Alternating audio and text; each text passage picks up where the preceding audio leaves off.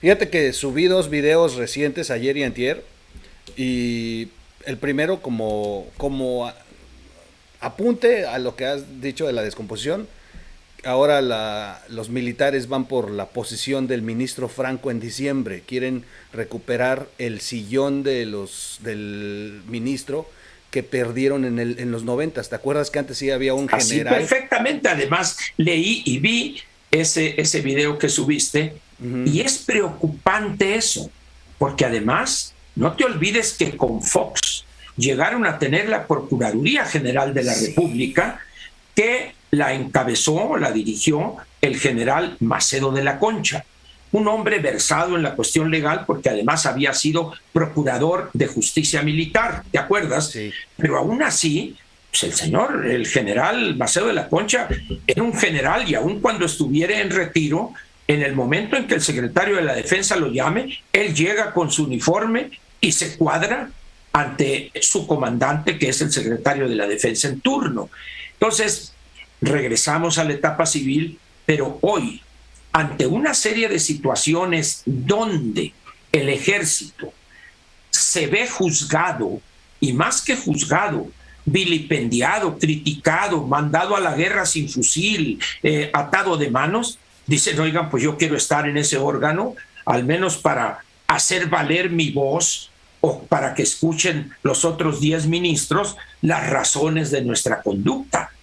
Y lo más probable es, si tú leíste con cuidado o escuchaste el discurso del presidente ahora con este nombramiento del comandante del ejército, figura que no existía hasta ayer o anteayer, en ese momento dices, cuidado.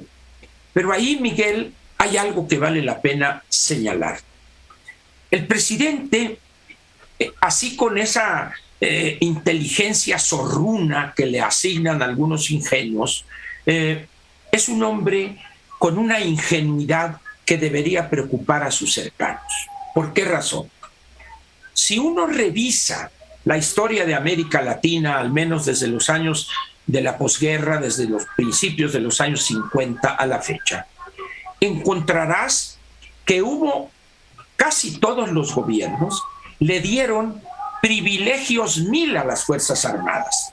Contratos, flujo de efectivo, compra de armamento para que estuvieran contentos, y eso te llevó a que Argentina tenga una fuerza aérea pavorosa, lo mismo Perú, etcétera, etcétera.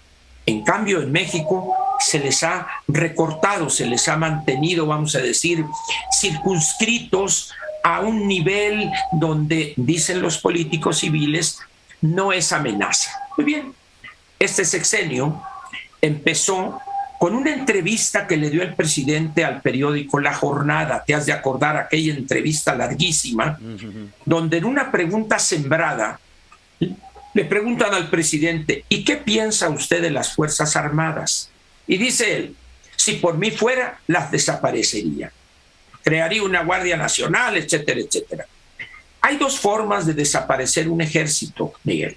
Una es el cambio constitucional, desaparecerlo y crear una fuerza de paz. Hay ejemplos, Suiza, Costa Rica, etcétera. Pero hay otra, mandarlos de albañiles, de electricistas, de operadores de maquinaria de la construcción, repartiendo juguetes ahora en los tianguis del bienestar y lo que tú gustes. Sin embargo, olvida el presidente que en los momentos críticos, el ejército o las Fuerzas Armadas en su concepto amplio son el pilar fundamental del Estado.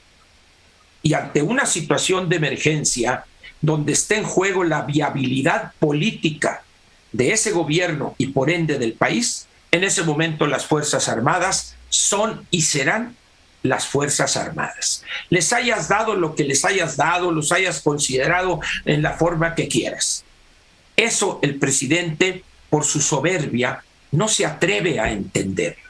Cree que por los contratos, por esto, por lo otro, por lo otro, por lo otro, está equivocándose, y ojalá para el mejor futuro de este país y su economía, no caigamos en una situación donde la liga esté a punto del rompimiento y las Fuerzas Armadas lleguen y le arrebaten la liga al presidente, y lo demás pues ya lo puedes imaginar.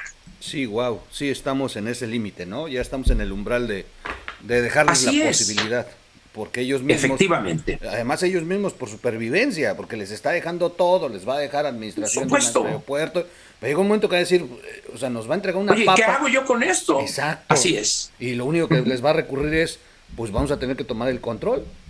Efectivamente. O sea, Así es. pero una de Así, esas así es por es. necesidad misma de las Fuerzas Armadas, no Así por es. intención de poder. Y te voy a decir algo a eso. La gente se sorprendería en caso de darse esa eventualidad de concretarse el apoyo multitudinario que habría para las Fuerzas Armadas.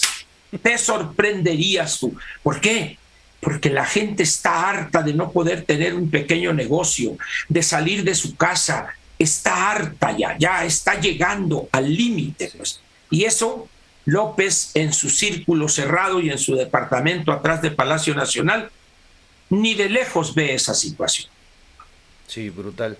Oye, tú que eres experto en economía, te tengo dos No, toritos. hombre, Uno, échale. las De tasas que interés. subieron, sí, de interés en Muy Banxico, bien, ¿cómo nos va a pegar tú que eres experto en economía? muy bien.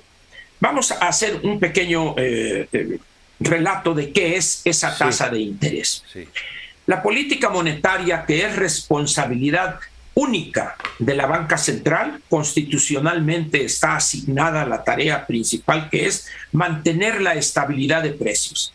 En cristiano, controlar la inflación. Esa es la obligación constitucional asignada a la banca central. Muy bien, desde el 94, cuando Salinas envía una iniciativa para concederle a Banco de México la autonomía. Muy bien.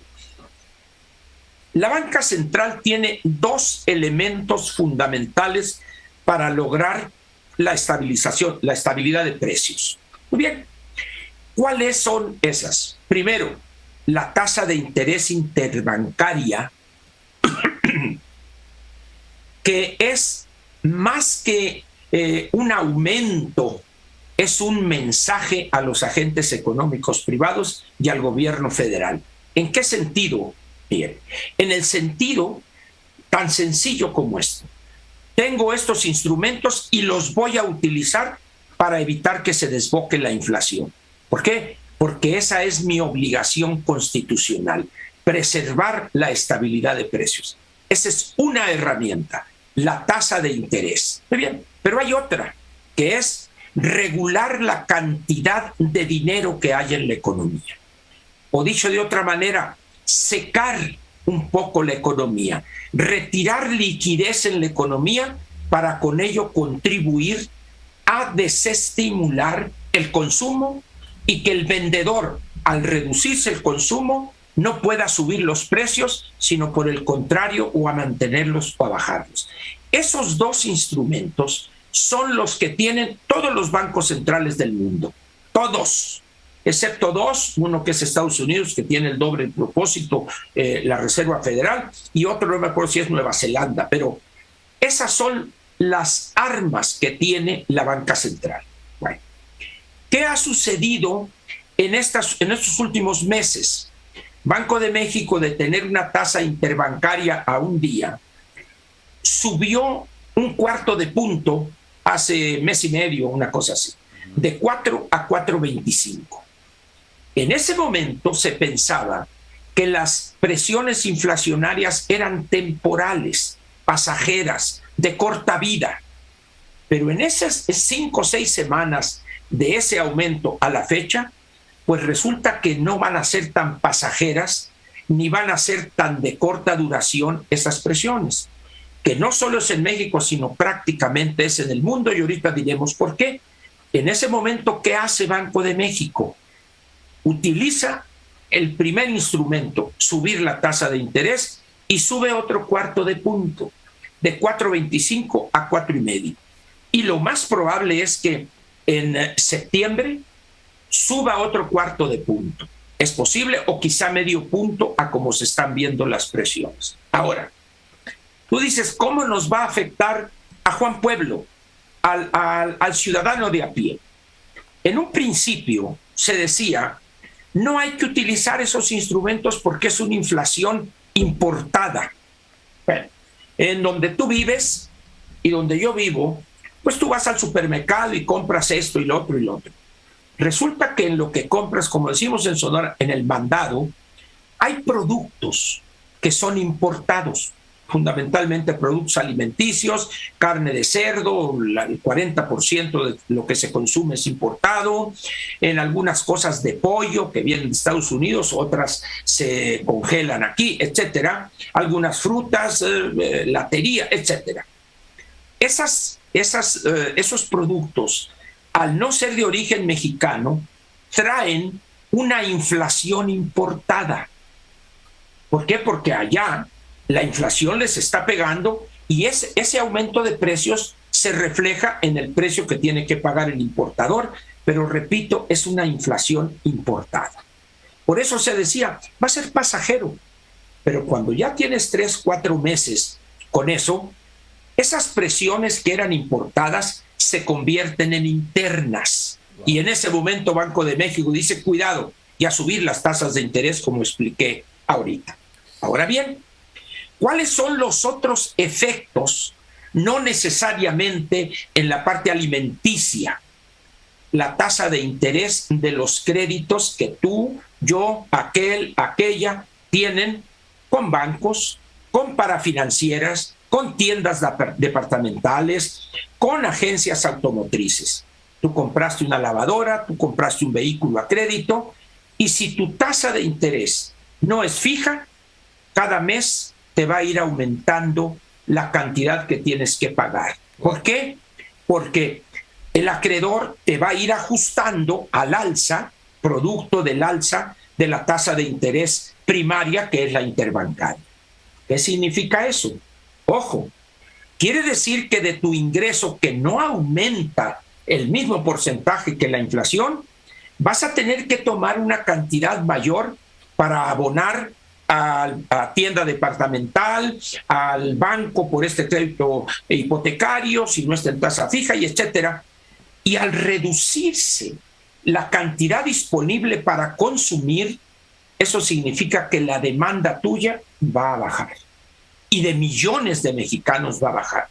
Si baja la demanda, automáticamente se va a reflejar en el nivel de empleo. Habrá menos necesidad de crear nuevas fuentes de empleo o nuevos empleos formales. Y ahí es donde viene el otro problema. ¿Qué van a hacer esas tasas de interés después de 2 o 3 meses? Van a aumentar poquito a poquito, pero muchos poquitos hacen un muchito. Y eso tiene un reflejo en el nivel de creación de empleo formal, en el consumo, en la demanda, etcétera, etcétera. Ahí es donde está el efecto que vamos a sentir los ciudadanos de a pie. ¿Cómo puedes combatir eso? Primero, no debiendo. Ojo, no debiendo. Es decir, haz un esfuerzo sobrehumano desde ya, que lo debiste haber hecho desde hace 3 o 4 meses. Haz un esfuerzo sobrehumano para reducir tu deuda. ¿Por qué? Porque no es lo mismo que tengas una deuda y que una tarjeta de crédito te cobre mensualmente la tasa anualizada del 45% a que se la suba al 60%. Sí. Hay una diferencia importante que puede representar, dependiendo del saldo que tengas tú en tu tarjeta, del monto que debas, pueden ser 700, 800 o 1,000 pesos más que tienes que pagar. En esas condiciones, baja lo más que puedas tu nivel de saldos vigentes que tienes en este momento. Y de esa forma pagarías menos intereses o una cantidad razonable similar o quizá menor a la que estabas pagando antes de la elevación de la tasa de interés. Pero hay otro efecto sumamente grave. El gobierno tiene una deuda neta del sector público que es ahorita 15% más alta que la que dejó Peña Nieto. Por eso cuando dice el presidente, no, nos hemos endeudado, está mintiendo. Peña Nieto dejó la deuda neta del sector público, donde ya está incluido Pemex, CFE y Banca de Desarrollo, eran 10.8 billones de pesos. Ahorita andamos en los 12.4, 12.5. Es decir, el 15% de aquella deuda que dejó Peña Nieto es lo que ha sido elevada antes de los 3 años de este gobierno. con un punto que suba la tasa de interés que debe pagar el gobierno en el año, eso sería 112,000, 140,000 millones de pesos por encima de lo que debe de pagar.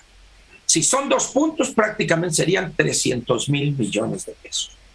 Ese es el efecto que haría que el gobierno tuviera que tomar de otros programas simplemente para pagar los intereses. Y eso va a durar lo que resta del 21 y todo el año 2022. Dime tú si en esas condiciones va a tener el gobierno recursos para invertir decenas de miles de millones de pesos en el sistema público educativo, en el sistema público de salud, en el mantenimiento de infraestructura, en la seguridad pública. No habría dinero.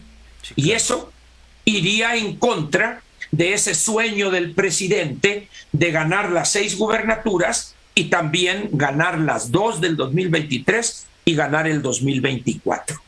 Esa es la explicación de ese aumento de las tasas de interés por parte de Banco de México hace 1 mes y medio y esta que acaba de suceder ahora el jueves. Sí, por eso te preguntaba, porque creo que es importante que nuestros amigos que nos ven, que nos siguen, estén enterados que las cosas no están tan fáciles y que... No están tan fáciles. Y que lo menos que puedan deber, hay ideas en otros países que lo tienen como una doctrina. En Europa dicen que si no tienes para comprarlo, no lo mereces, porque debes de pagarlo en efectivo. Efectivamente. O sea, el nivel de consumismo en muchos países europeos es increíblemente bajo, Miguel. Sí. Increíblemente bajo. Sí, es correcto. Entonces, fíjate que un día andaba yo en Disneylandia con mis hijas, en Orlando. Y Disney World. En Disney World. Y andaba con 2 pequeñas de menos de 5 años, ya te imaginarás las compras. Oye, pero 2 pequeñas, pero comprando como si fueran adultas. No tienes idea. De verdad, bolsas por todos lados. Y... Pasé por esa experiencia ya. Sí. Y me dice la que me cobra, es de México, ¿verdad? Y le dije, ¿por qué se me nota? Sí. Dice, solo los mexicanos gastan así. Así es. Y fue cuando le puse atención al gringo, y el gringo anda sin nada. O sea, si llega a comprar un peluche... Disfrutando el parque de diversiones. Sí. Disfrutando. Y nosotros tomamos como pretexto las diversiones para pegarle a la balanza de pagos. Sí. Esa es la diferencia. Así es. Sí. Así es. Y luego regresas a México y te das cuenta de lo que debes y ya te quieres así es. regresar de Pero mojado. Ya caíste, ¿no? Sí. Y en el momento en que una de las niñas empieza a llorar porque no le quieres comprar ese mono, en ese momento el padre alcahuete, está bien, mijita, y llega la señora, no le compres eso, mira que ya tiene muchos monos. Ay, mujer, hombre, no te preocupes, y ñacas ahí, redondito cae uno. Te la sabes. Te la sabes, ya te veo también. Y cuando tengas nietos, va a ser peor. Y cuando tengas nietos, agárrate. Voy a empezar a hacer mi ahorro para los nietos. Efectiva, así es.